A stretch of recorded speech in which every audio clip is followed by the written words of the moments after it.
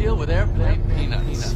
We're here in Yellow Springs, Ohio, outside of Dave Chappelle's brand new comedy club located in this old converted firehouse. This place is still not technically open to the public yet, but last night they put on a sound testing show that was one of the best live comedy performances I've ever seen. And in this video, we're not only going to dive into that show, but also detail more things about this club that makes it extremely special, and while I'll never choose to see comedy in an arena ever again. If you thought security at the mothership was a lot, just wait until you hear about this place. I am not exaggerating, it was easier to get on my flight to get to Yellow Springs than to get into this club. The tight security obviously means no phones, which sucks for this video because there's no way for me to show you what it looks like inside, but for the actual show and as an audience member, it made it awesome. Every single comedian commented on the fact that they knew that there were no phones in the audience and spoke more freely, telling jokes that they said they would never tell unless their phones were locked up. It's a crazy concept to think certain venues can literally make comedians funnier on stage, but this is exactly what happened. The lineup on Monday night was full of surprises and started off with Dave himself, who hosted the entire show and altogether was on stage for a little bit over an hour. The rest of the lineup went Marshall Brandon, then Dave Chappelle again, then super random Andrew Yang, who was actually really funny and surprisingly dirty, then Dave Chappelle for a third time, then Cypher Sounds, Dave Chappelle for a fourth time,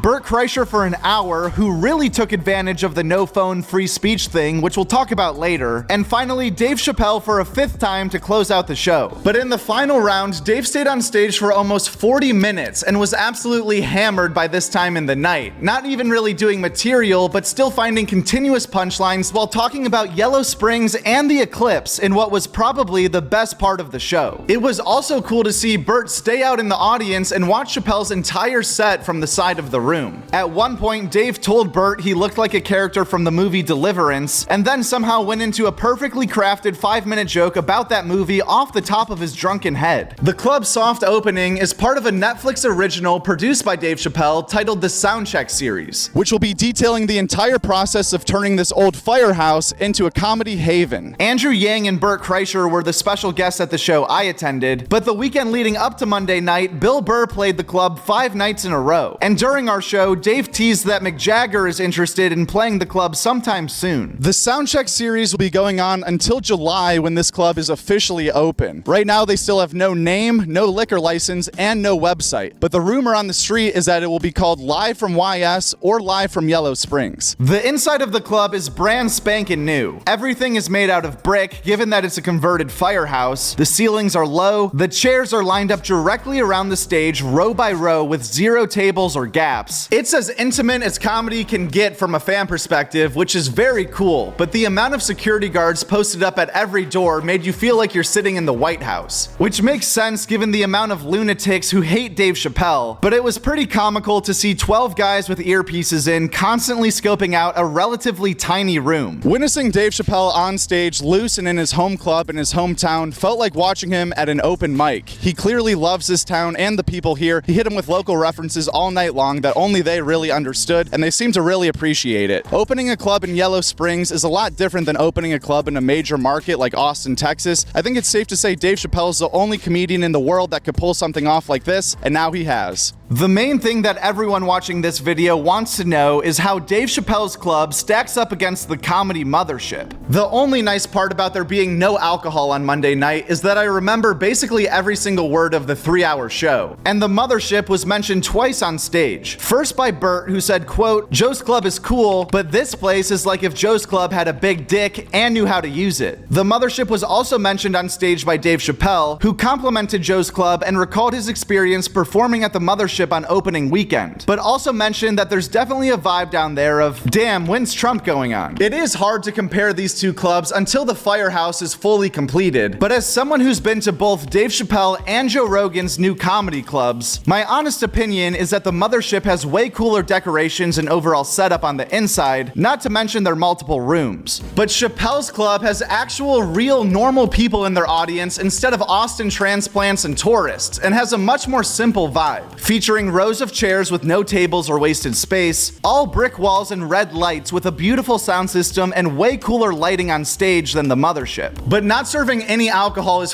insane. I don't understand why they couldn't at least do beer or wine, especially because the comedians themselves were all getting drunk on stage. I guess that's something that will eventually get figured out, so it's not something to hold against them long term, but it was definitely a unique experience watching the entire show sober. Tickets for both venues are around $40 before fees, which is very reasonable. Comedy is obviously very subjective, but the show at Yellow Springs was without a doubt the best experience I've had as an audience member at any show ever, and it's all because of the club. This was the second time I've seen both Dave Chappelle and Bert Kreischer live, with each of their first times being in arenas. When I saw Dave Chappelle in Cleveland, it took over an hour to get into the arena due to the locking of the phones, and with the seats that we had, I ended up watching most of the show on the Jumbotron with slightly delayed audio. It was definitely cool to say I've seen Chappelle, but that experience wasn't even worthy of a recap video for this channel. With Bert's show at Amalie Arena, everyone kept access to their phones and the whole night felt like a big celebration. There was certainly comedy happening from time to time, but leaving that show felt more like leaving a concert, where everyone had fun, but it wasn't necessarily because of the jokes. Understandably so, this is the way majority of comedy fans experience live comedy. But Yellow Springs made me realize when talking about comedians, if you never see them perform with phones locked up and in a small venue, you truly don't know what these guys are capable of. And if your entire opinion has been formed through podcast clips, the information you're using to form these opinions is so limited, it might as well be the very tip of a massive iceberg. Every single person on Monday night's lineup told jokes that they themselves admitted would literally never be said unless people's phones were locked up. I mean, for God's sakes, a presidential candidate was crushing with some of the dirtiest material of the night because of the locked up phones. Bert did a full hour and it was some of the funniest stuff I've ever heard him say. Off the cuff jokes that he said will only exist in this room on this night and will never be seen on video. I'm not saying his arena show was bad, but it was completely different, and this was a real eye-opening experience to see just how watered down comedy is when comics know people could be recording versus when they are truly letting it rip. And I feel very lucky to have witnessed a real show sitting less than 10 feet from the stage. The biggest question is, how will Dave Chappelle sustain a comedy scene in Yellow Springs, Ohio? It's easy to get big-time comics to fly in right now, and I'm sure every comedian will have performing here on their bucket list, but what will this club look like 5 years from now when some of the novelty is worn off? The beauty of Austin, Texas is that an infrastructure has been created for young comics to move there and get better, but sadly that's not the case in Dayton, Ohio. There's an attached restaurant coming soon that will be open during the day, but this could be a situation where Dave Chappelle uses his club as a home gym during the week and books headliners when he's away on the weekends. Or maybe he'll just open it whenever he wants because he's